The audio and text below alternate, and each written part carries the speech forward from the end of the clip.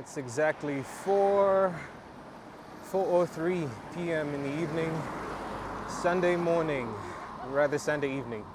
Ah.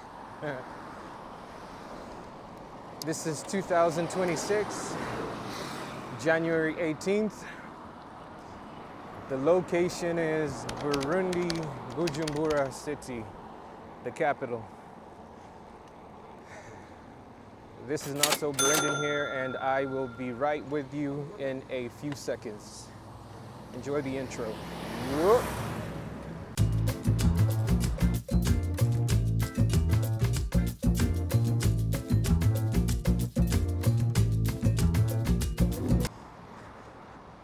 All right, so I just thought we would do a quick tour today.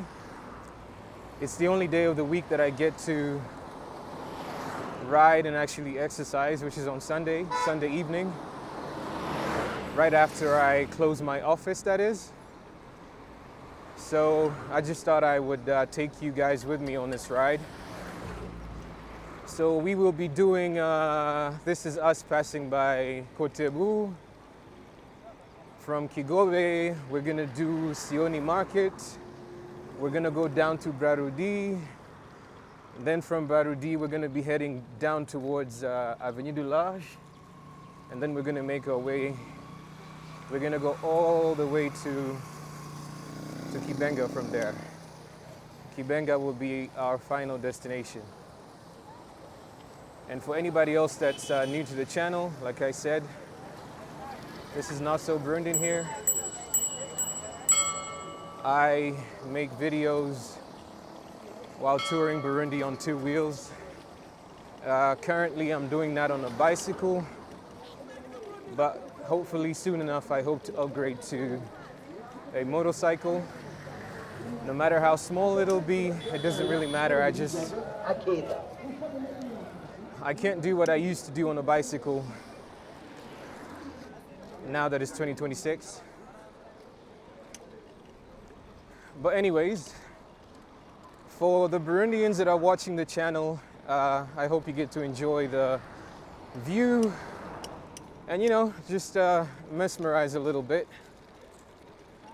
For those of you that miss home, for those of you that haven't been home in a bit, and for anybody else that's not Burundian, the foreigners that is, especially for the people that are looking forward to visiting Burundi this year or next year or sometime. I had an interesting topic that I wanted us to discuss today, which is the 10 things you should look out for when planning a trip to Africa. In my case, it'll be a trip to Burundi, but Burundi being an African country and being that most Africans are somewhat similar in mannerisms and, you know, behavior and the like. I'm not using the same words, but we are somewhat similar, especially the Africans of the I think it's the Bantu. Yeah, Africans of Bantu origin all tend to have similarities in their cultures and behaviors and the like. So 10 things you should be looking out for when coming to Africa. I actually had them all written down, rather saved up on the phone. Let me just unlock it real quick and jump straight to the topic. All right, so straight up. Point number 1, you look like money. Yeah, I wanted that to be the first point that I put out there, especially when you are a foreigner that isn't African. You know, black, I mean. If you're black, this most likely does not apply to you. And I say most likely because the bells will only ring when you suddenly decide to speak and people are able to identify the foreigner in you through language. That's the only time this point will apply to you. And as for everybody else, people that aren't black, I mean, with the exceptions of really dark Asians or darker Asians. So yeah, anyways, you look like money. You look like money, meaning that when you show up, Africans in general, I'm not gonna, boy, I hope I don't catch flack for making this video. But if we're being honest, this probably applies to almost all 55 countries.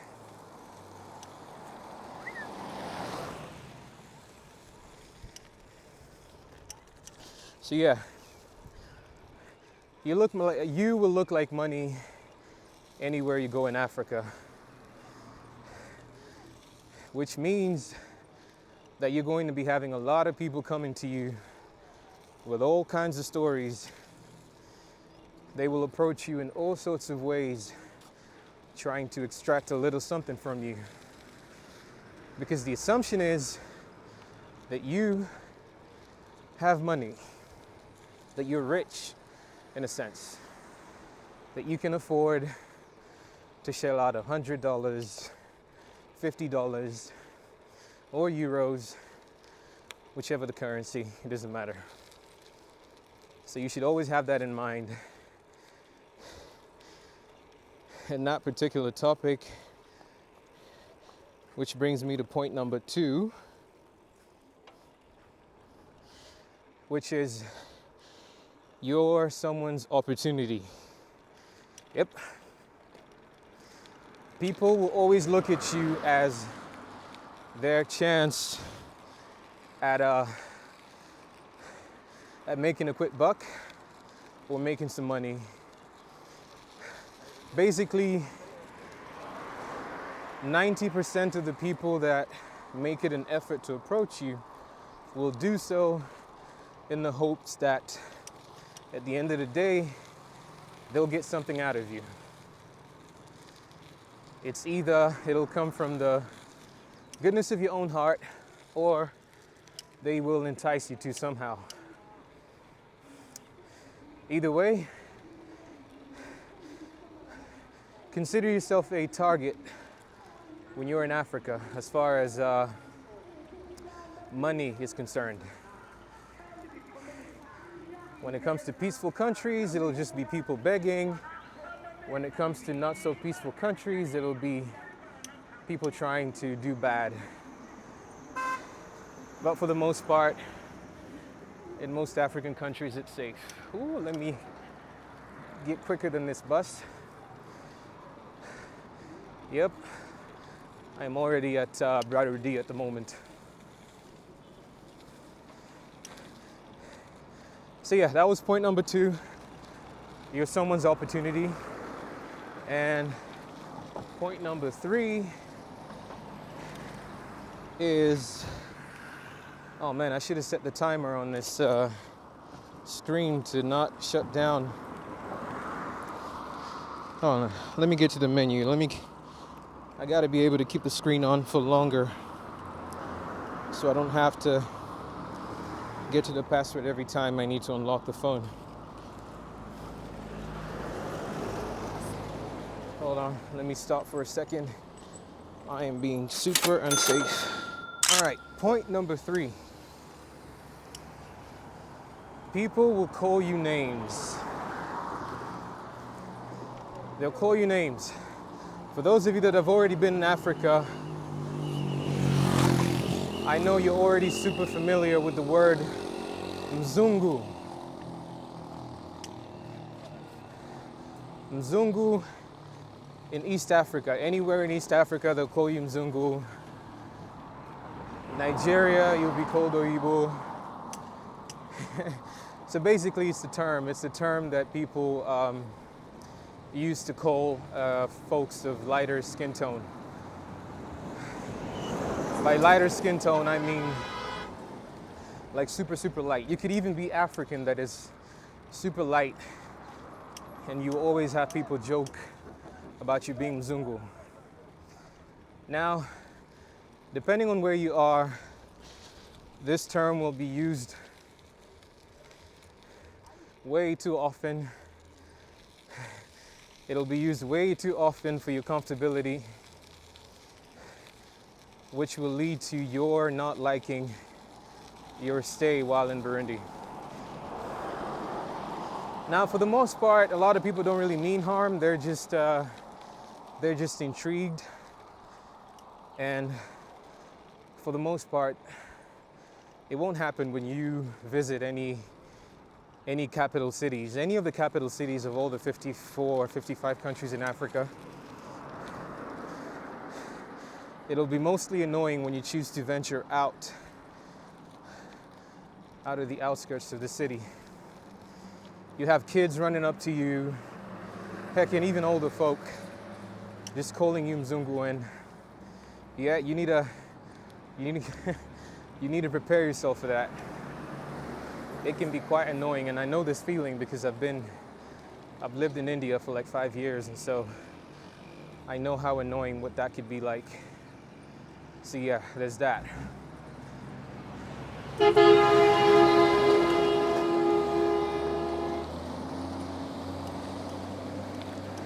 And I suppose I could add an extra point, which is, if you ever plan to come cycling in Africa, please, by all means, do not try to follow the rules on the road.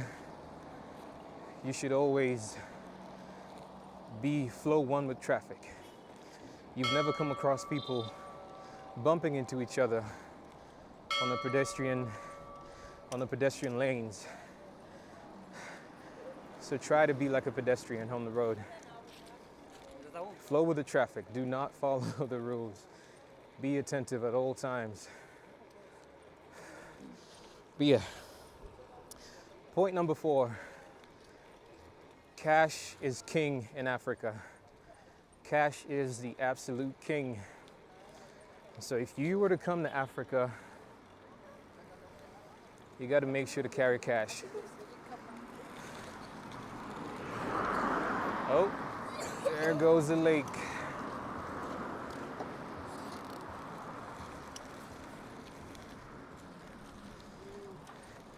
Yep, cash is king in Africa, and I don't know about the rules in most countries, but $10,000, actually less, minus $10,000 is the amount that you can get across the airport without setting off alarms in the immigration. Anything over $9,900, you ought to declare to the immigration. Yeah, so always make sure that whatever cash you carry, it's below 10,000 USD or the equivalent in foreign currency. Your cash is king, bro. You never get yourself caught up in places without money in hand. A lot of countries haven't adopted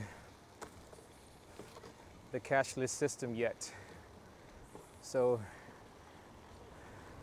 okay, seems like we have some flood waters over here. This is water that didn't flow, that was unable to flow into the river, so it's all packed up here. Let me carry the bike across.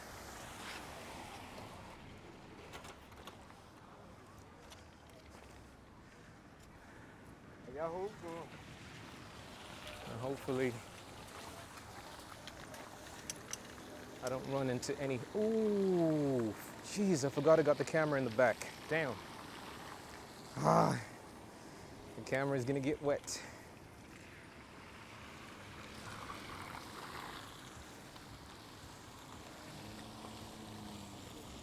Let me take it slow. I have a camera mounted directly just above the back wheel, and so it might get wet if the wheels are wet. Hold on, let me check the lens real quick and then get back to riding.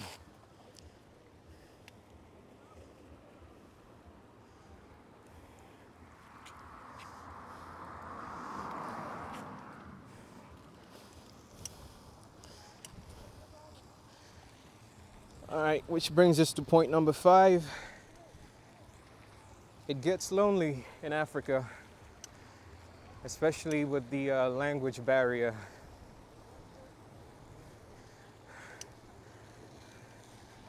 You are going to have to be really intentional about your enjoying your stay in Africa, in the sense that just in case whatever language it is that you speak happens to fail, then be intentional about having a good time anyways, whether or not people understand you. Which is always very important that before you come, try to befriend anybody from that particular country on social media. I mean, it's an open world these days, and so try to make yourself a friend. Well, not necessarily a friend, it could even be just an acquaintance. Somebody to help you out when you get stuck with anything related to language.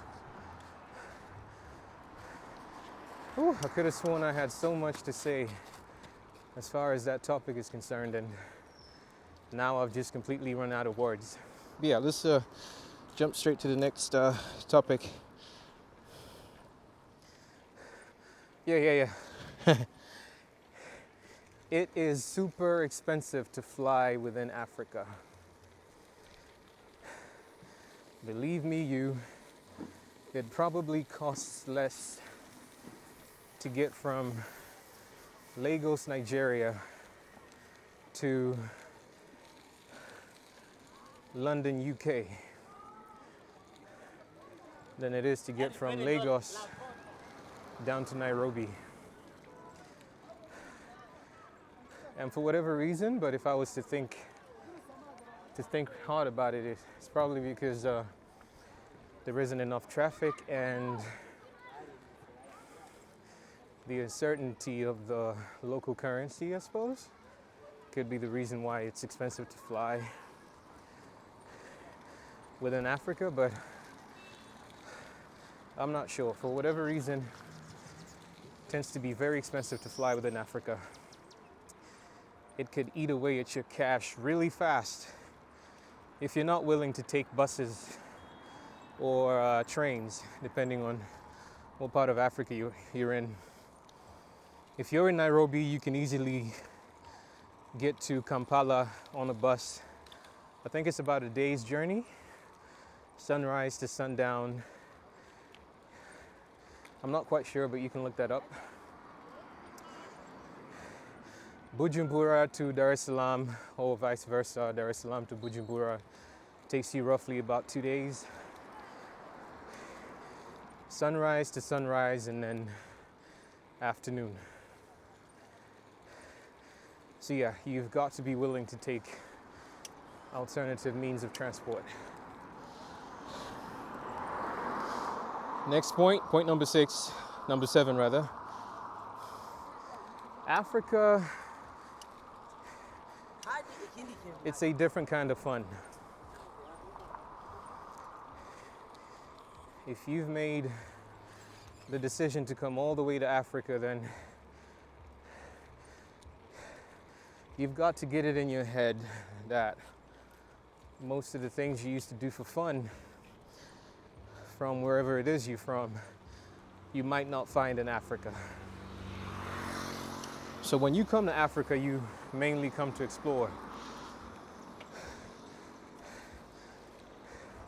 Explore the jungle that is the motherland, if I may say so. Depending on whatever country you're from, game parks might not be a thing. Shooting ranges might not be a thing. Motorcycle rentals might not be a thing. So you've got to set your mind to having fun in a totally new way. Every now and then you could hit the cinema, depending on the country you're at. Cinemas are a thing. They've been a thing for quite a while. But you get my point though. expect to have a different kind of fun while you're out here. And then, point number 8, Africa is still largely conservative.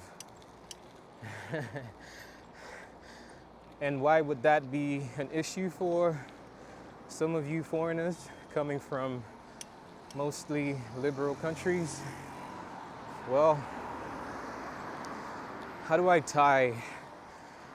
Let me think of an example to give you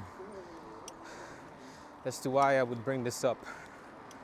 Africa being a conservative continent, even Burundi, where I'm at. Okay, so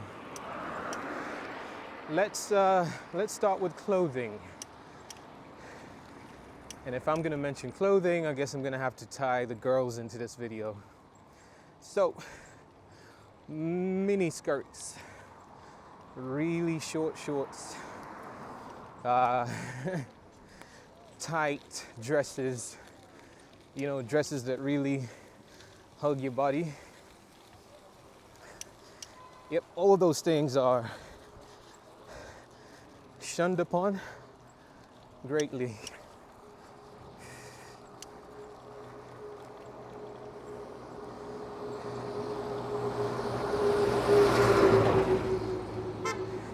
And also, it depends on the city that you're in and where you choose to hang out at. I mean, if you, whatever country it is you visit, if you're going to limit your stay to the capital city, then it might not be a thing for people to care what you're wearing when it comes to short dresses and stuff. And if you ever have to visit the migration office to renew your visa, irregardless of the country, sandals will not be allowed, shorts will not be allowed, men or women, does not matter. Always make sure to cover up 90% of your body when visiting official places, such as the immigration. And as far as being outside is concerned, when it comes to girls, yeah, always mind what you're wearing when you come out here. They will embarrass you, regardless of whether you say you wouldn't care or not, even though they physically won't do anything to you.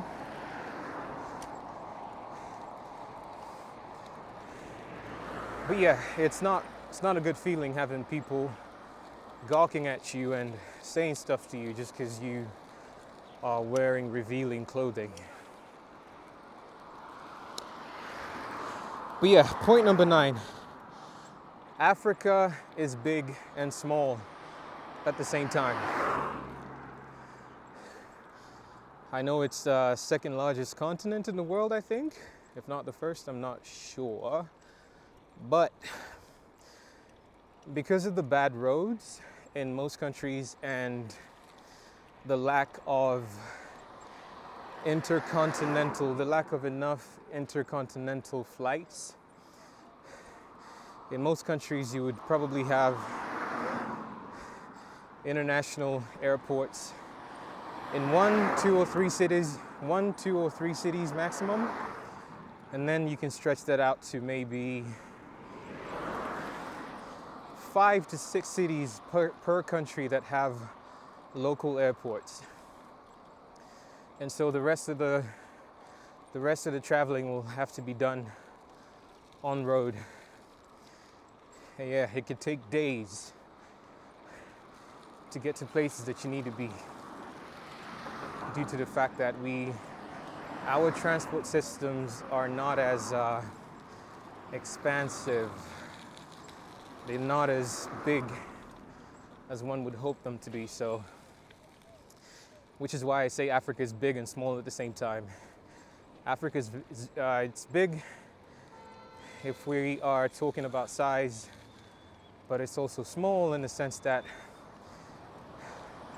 you might not have enough time to explore the continent or that one given country because of the transport issue. Okay. I'm almost reaching the end of the road. I didn't expect to be here so fast. But yeah, let's go down to point number 10. Point number 10 says, we have an inferiority complex in Africa. And why would I bring that up as a topic to discuss in this video? Well, you will find that most people will shy away from being in your company. Or rather, people will tend to shy away from being in your personal space because of their inferiority complex and that they think highly of you. 1, 2, the language barrier can also be a thing as to why most people will choose not to engage with you. It's not because they hate you. It's not because of racism, nah. It's just they would rather stay away from you because they don't want to be embarrassed by not speaking whatever language it is that you speak.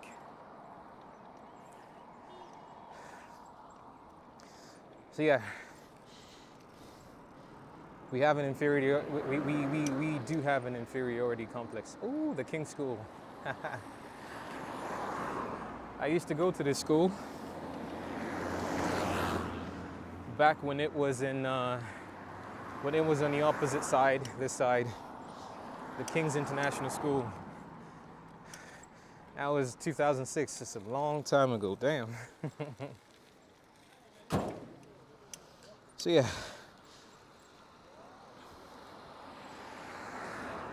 And for the other bonus points, well, regardless of whatever country it is that you come from, the chances are that your currency is higher than most currencies in whatever country you go to, which means that $100 becomes $200.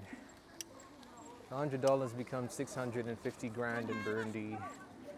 $100 turns into 250 something thousand in Tanzania. So your money goes a long way. You don't even have to bring that much to have a good time in Africa.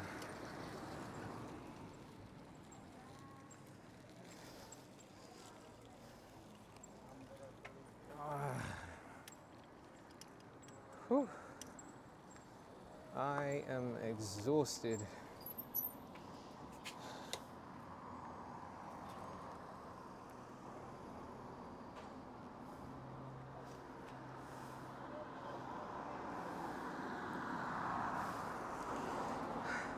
So yeah, these are the 10 things that I wanted to talk about, that foreigners, 10 things that you should know as a foreigner before coming to Africa. I don't know, there might be a bunch of things to discuss, but those are the 10 points that I needed to mention. I suppose we could have an extensive, if there's anything else that you feel that I missed out, feel free to mention it in the comments, and conversation can be had in the comment section if you have any further questions and stuff. But yeah, we just completed Avenue du Large. This is the ending point. I don't want to make the video any longer than it already is. And as far as my long-term subscribers are concerned, I am trying to get back onto YouTube and consistently make these videos, but at the moment I cannot because cycling isn't something that I can do every day anymore. But I am working on getting a motorcycle, which is going to take a while, a month or maybe 2 months. And so I'll mainly be making these videos every time I get a free moment to step out and ride, which is usually on Sunday. But I'm going to be shooting a video in Quartier Kigobe. I just realized it's the one neighborhood that I haven't explored yet. Quartier Kigobe. That I can do, and I'm going to be doing that next Sunday. So yeah, I'll be seeing you guys in the next video. This is Not.So.Burundian here. I am signing out. Good morning. Good morning. How are you? I'm fine.